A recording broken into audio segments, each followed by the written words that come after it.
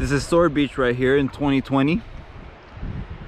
As you can see, it is a very big beach, and well, nowadays this serves more for tourism more than anything. You got a Ferris wheel over there, carnival, you got hotels and kind of summer homes, B&B set up all over the place. But over 75 years ago, right over here on this beach, took place the biggest amphibious raid ever known to military history, right here on Normandy.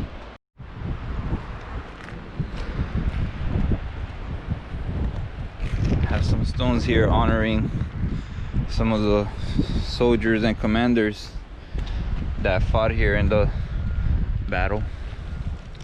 Now check this out. This was a bunker here, one of the Nazi German bunkers, and it has been made into a home now. Somebody owns this land, and well, they made the bunker their home. They kind of remodeled it around. I wish I can go in there, but we can't. But this is it, and it was facing the beach right here.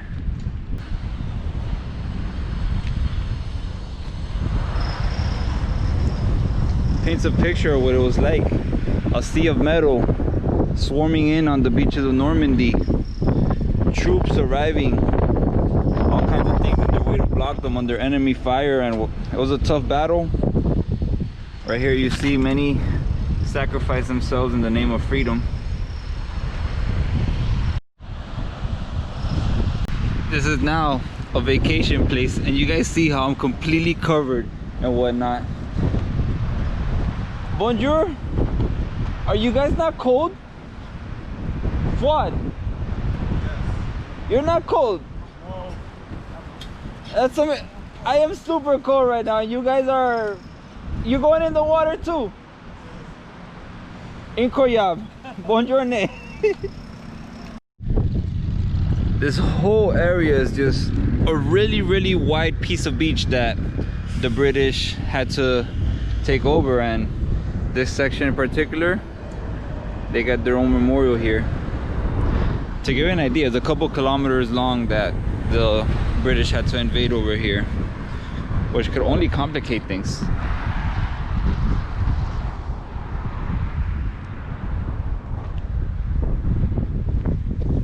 So have friends, family, or sometimes even locals of the area that come and put flowers on the place. Here we have the Churchill tank memorial.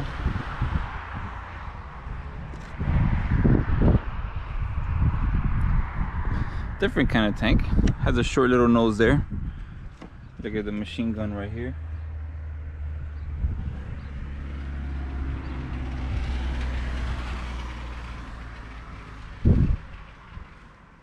We're gonna go and check out the Grand Bunker Museum, but first have a look at this landing craft right here.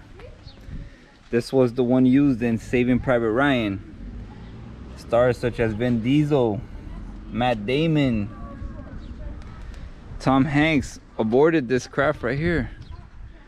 And well, Volpe is gonna board the craft now. This is an idea of what it was like to be inside one of these. Could you just imagine, you know, one thing is to see in the movies, but imagine like feeling, like the feeling the soldiers get. You're right here, you're facing the cliffs of Normandy, you see the enemy soldiers, you see your ship sending bombs out and everything, and the thoughts that must have been going through the soldier's head, like thinking about everything back at home, the current situation, what the future holds.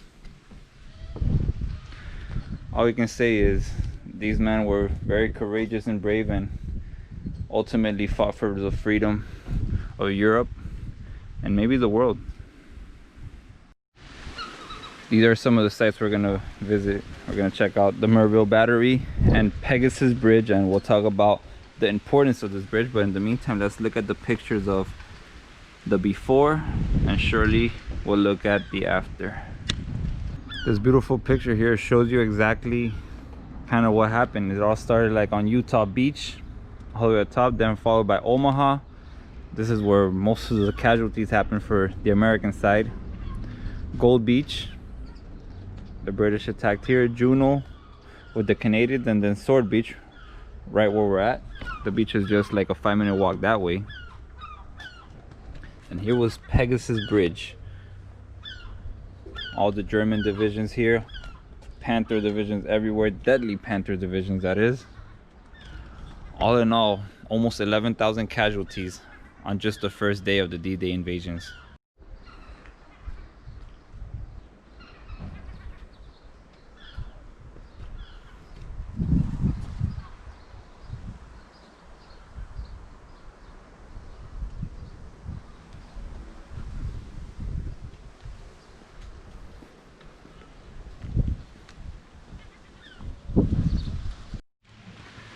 Here's one of the deadliest guns during the Battle of Normandy. It's an 88mm, designed to be a anti-aircraft artillery. However, the Germans used it as an anti-tank device. This is the museum, the Grand Bunker. And it's probably one of the most unique museums you'll ever see. Have a look.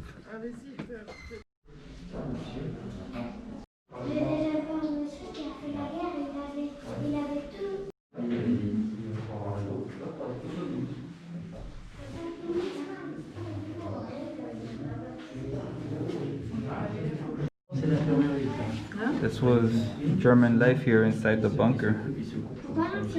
Bread, sausage.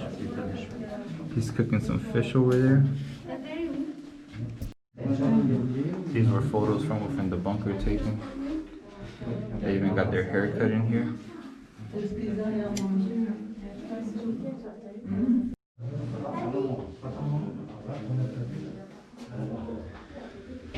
Medical checkups inside the bunker. The men in here were never allowed to leave, and all the photos were taken just for German propaganda. No personal photographs allowed inside of these bunkers. So you can kind of think of the Germans working in here as kind of not slaves, but not happy men. Look at all the artillery here.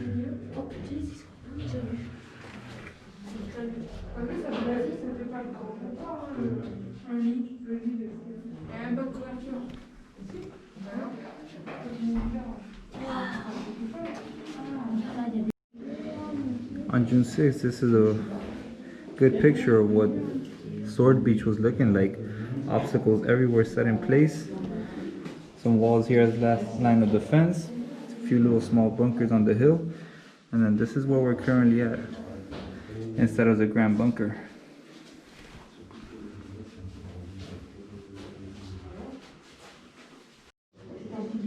This right here is General Rommel, in charge of building the Atlantic Wall. These are his sketches right here of what he wanted it to look like, and in case there was an attack, this is what he thought would happen. These photographs give you an idea of how well the Germans camouflage these bunkers. Some of them look like houses, farms.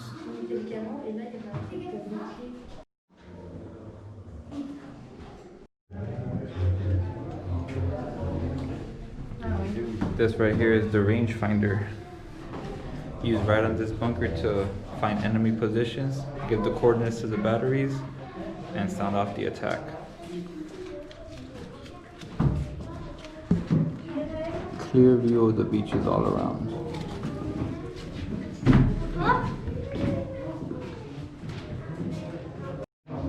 Here's pictures of the bunker during the war. Kind of blending in there.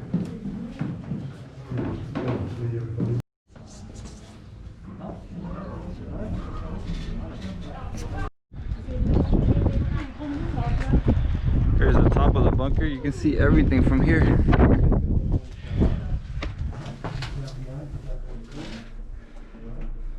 Definitely the coolest museum I've ever been to, simply because it's actually inside of the bunker. And quick facts about this bunker over here, guys. During the invasion on June 6th, the British that invaded thought that they cut off communications completely. However, radio communications were still working inside. So the Germans in there were still sending signals over to the batteries and whatnot. A few days later, 4 British soldiers came with 1 officer. It took them a couple hours to blast through with dynamite, and once they came in, They were simply greeted by 53 Germans. One of them, their commanding officer, spoke perfect English, and well, he simply said they surrendered. They gave up, no questions asked. 53 men versus 4 men. They just didn't want to fight anymore. These soldiers were then taken prisoners, and well, their location hasn't been found today, but good thing they just gave up like nothing.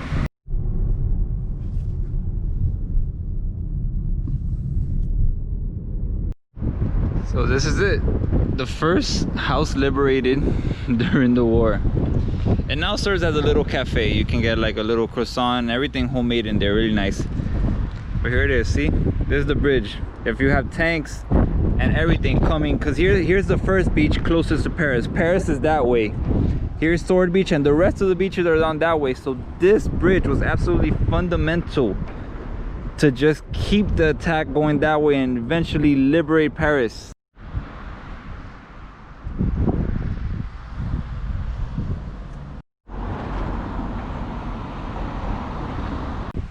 Right on this very spot is where the glider carrying the men that first assaulted Pegasus Bridge, this is where they landed. Now this is one of those spots that you see in movies, but the thing is, this is not a movie set. This is not a location that kind of looks like where it happened. This is the real place. This is exactly where everything took place over here. And just like in the movies, you can just try to envision men here hiding behind here, trying to assault the bridge, cutting the explosives off so they don't blow them up, defending it, wave after wave of German counterattacks coming to try and recover the bridge, and the men here defending it. You try to envision all that right here. This is exactly where it took place. It looks very peaceful and whatnot. You have people walking their dogs, a few tourists, a very nice river, ducks swimming in it. But over 75 years ago, it was a whole nother scene over here. We're walking on history here.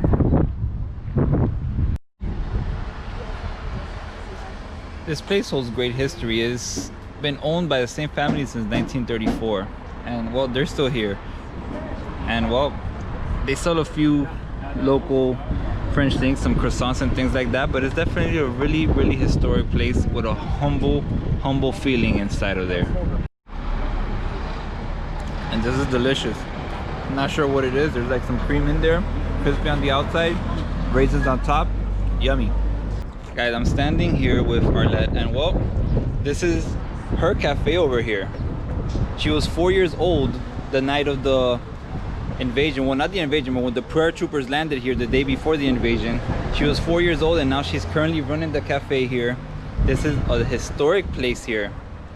Really historic. Unfortunately now, because of COVID-19, things have been kind of closed down, so not many tourists have come, but definitely this is a place to stop here whenever you come over here. Isn't that right? Absolutely. Yeah. Right. For the great lovers of history. Yeah. For the great lovers of history, yep. This is unique. This is unique. This place pretty much started everything for the D-Day invasions. Capturing this bridge, liberating this home, started it all. Now crossing and leaving Pegasus Bridge. Really historical place, and what an honor it was to meet somebody that, you know, was here during the war.